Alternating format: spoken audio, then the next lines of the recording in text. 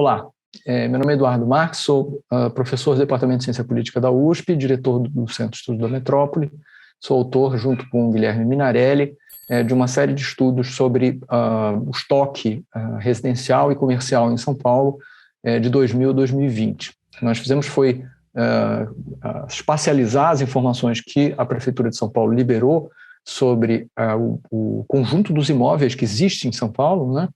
E analisar como esse estoque foi se transformando ao longo do tempo e como esse estoque foi se transformando no espaço também, né? Então, o que eu vou apresentar aqui nesse pequeno vídeo são os padrões espaciais do estoque residencial formal de 2000 a 2020. Nessa nota técnica, nós espacializamos a informação do estoque, classificamos por imóveis de alto, médio e baixo padrão, que é uma classificação que a Prefeitura de São Paulo faz, e analisamos como esse estoque em 2000, em 2010 e em 2020, para entender a transformação espacial dos espaços, veio acontecendo em diferentes tipos de espaço da região metropolitana de São Paulo, né? No caso, utilizando uma base espacial que nós tínhamos feito que eu tinha desenvolvido para um trabalho anterior, a partir de dados de 2010, do censo de 2010, com informações socioeconômicas que permitiam classificar os espaços do ponto de vista dos conteúdos sociais que eles têm, né? Quais eram os grupos sociais que eram predominantes em cada tipo de espaço da cidade. Isso permitiu a delimitação de 5 tipos de espaços, espaços das classes altas, classes médias altas, espaços médios misturados, médios baixos misturados e trabalhadores manuais. E agora, nesse estudo que a gente fez para pegar essas informações espaciais e utilizar como base para a espacialização desses padrões, né? Desse estoque por padrões em cada um dos anos. Então, a gente pode ver nessa tabela que nas primeiras colunas, né, os padrões de alto,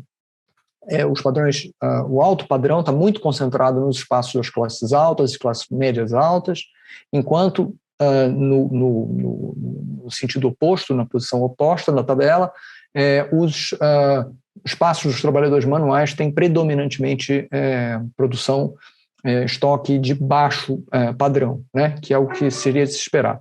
A gente também pode observar que existe uma estabilidade bastante razoável na distribuição do estoque em cada um desses anos. Entretanto, isso diz respeito o estoque é muito grande, né? O estoque carrega em si o conjunto de todos os imóveis que foram construídos ao longo da história da cidade de São Paulo e que não foram demolidos, né? Continuam lá e sobre os quais está incidindo a cobrança do IPTU. Então, é razoável que ele mude muito pouco, mas como a gente já vai ver, as construções novas tendem a mostrar padrões de concentração espacial bastante fortes, né? Isso aqui é a espacialização dos grupos sociais. A gente pode ver aqui, então, que o espaço das classes altas, os espaços estão ordenados em ordem decrescente de características sociais. As elites estão localizadas, são predominantes nos primeiros espaços, nos espaços vermelhos, e as periferias, os espaços periféricos e os grupos populares são predominantes nos últimos 2 espaços. Caracterizados aqui em bege e em marrom claro, né?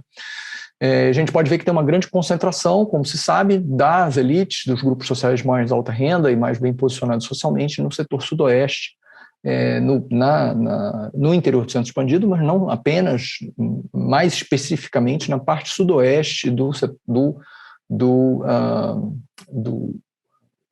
centro expandido, com exceção da favela de Paraisópolis, que aparece aqui a oeste, como uma ilha mais clara, amarela, bege, no meio da mancha vermelha, né? Vocês podem ver também aqui que o centro histórico de São Paulo tem características muito mais populares do que o entorno, o primeiro cinturão em torno dele, muito mais populares do que a parte sudoeste do centro expandido. A partir de agora, eu mostro rapidamente os mapas, sempre mostrando 2000, 2010, 2020, justamente para poder dar ideia da transformação dos estoques, né? Esse é o conjunto dos imóveis, né? Conjunto dos imóveis que dá a ideia do do volume de imóveis que estão presentes na cidade em 2000, 2010 e 2020. A gente pode ver que tem uma concentração mais forte na área central, no centro do centro expandido. Essa concentração vai se desconcentrando ao longo do tempo. A gente passa a ter, em 2010, que é o mapa do meio, também áreas de grande intensidade construtiva, né, de aparecimento de número de imóveis muito significativo junto ao Rio Pinheiros, nas duas margens do Rio Pinheiros, e também no início da Zona Leste, um pouco na Zona Norte. Esse padrão volta a se repetir de maneira mais intensa ainda em 2020, sugerindo uma desconcentração concentrada nessa região do sudoeste da cidade, né? Em seguida, a gente fez o mesmo exercício para os valores, né? Os valores cobrados pela prefeitura. Isso é uma coisa importante, interessante, porque os valores, eles, ao mesmo tempo, essa informação do valor, ao mesmo tempo, ela sinaliza o quanto o mercado imobiliário se valorizou, mas ela também sinaliza o quanto a Prefeitura de São Paulo optou por incorporar na sua base fiscal os aumentos, né? Então, isso é uma coisa bem importante.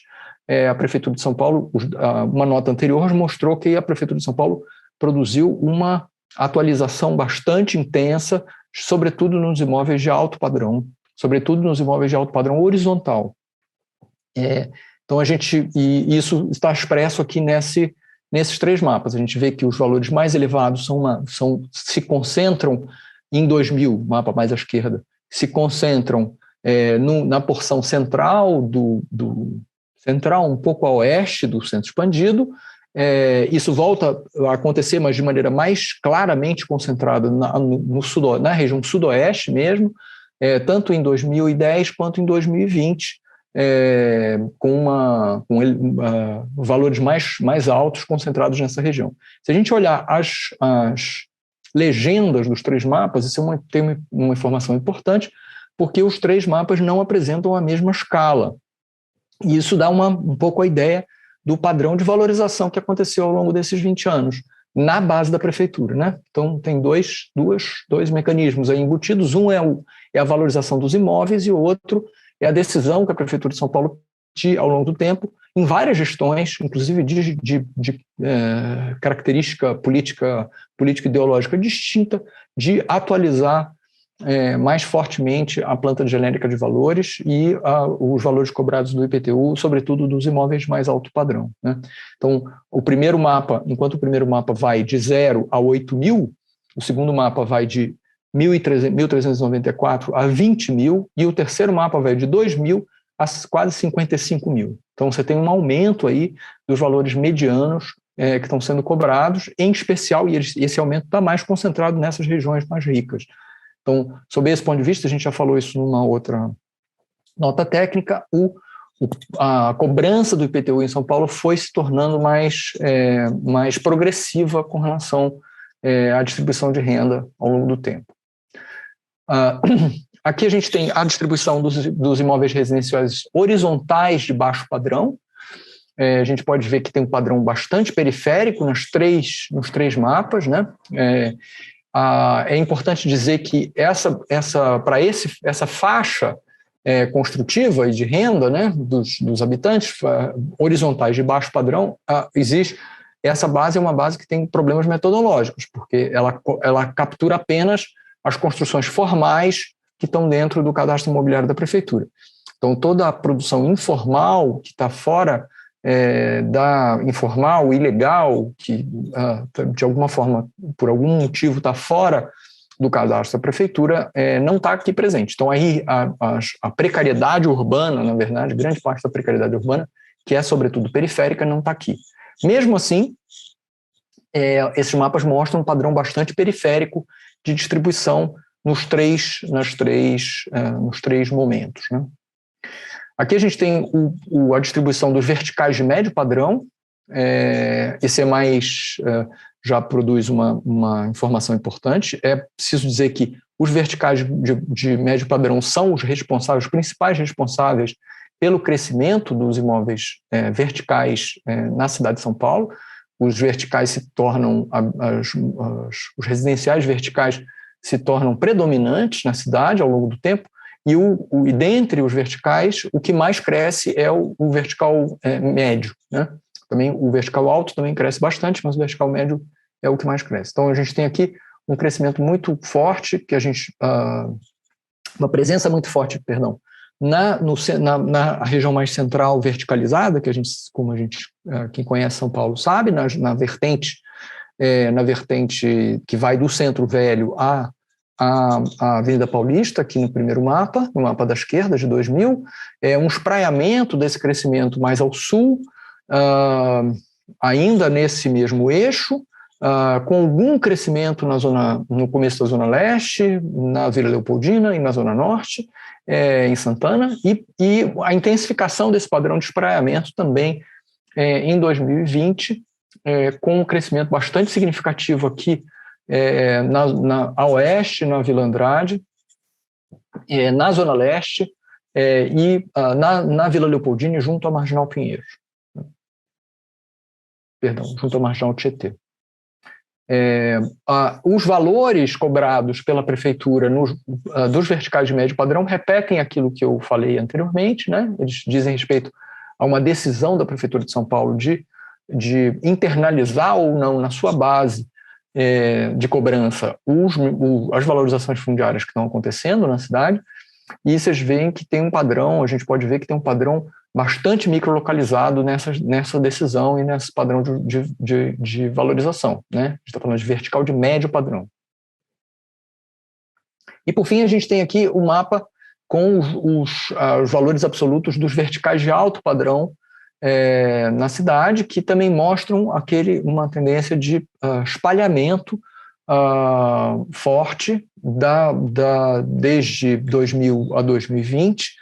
Continua existindo um padrão concentrado no setor sudoeste, sobretudo na região próxima à Avenida Paulista, que é essa região mais central aqui dos três mapas que aparecem em vermelho, mas há um crescimento forte da presença de áreas com muitos imóveis desse tipo, residenciais verticais de alto padrão, na Vila Andrade, em Santo Amaro, na Vila Sônia, no Morumbi, e também na Vila Leopoldina e na Barra Funda, né? Lugares que estão crescendo com essa tipologia de maneira intensa. E aqui a gente tem o valor mediano dos valores, dos valores cobrados pelo IPTU, em que a gente pode ver aquela mesma tendência de presença muito forte de valores mais elevados. Novamente, se eu chamar a atenção para as legendas dos três mapas, a gente vê que o primeiro mapa o mapa de 2000, à esquerda, acaba em 1.500, o mapa do meio acaba em 5.700, e o mapa à direita acaba em 13.600, né? Então, é óbvio que em todos esses casos tem inflação durante esse período, e esses são valores nominais, mas também existe aí e tem valorização do mercado imobiliário, né? Mas tem uma decisão da Prefeitura de São Paulo de fazer essa atualização desses valores de maneira intensa.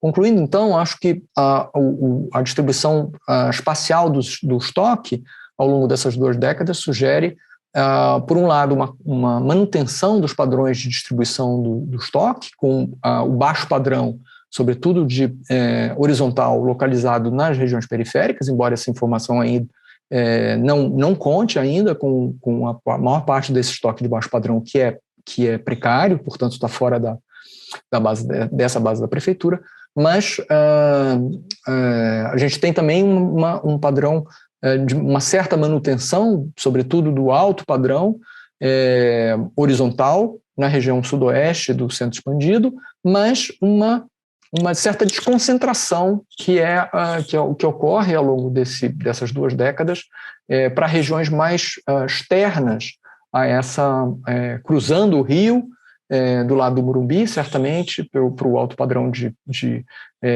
horizontal e vertical, e também no início da Zona Leste, no caso dos verticais médios, sobretudo.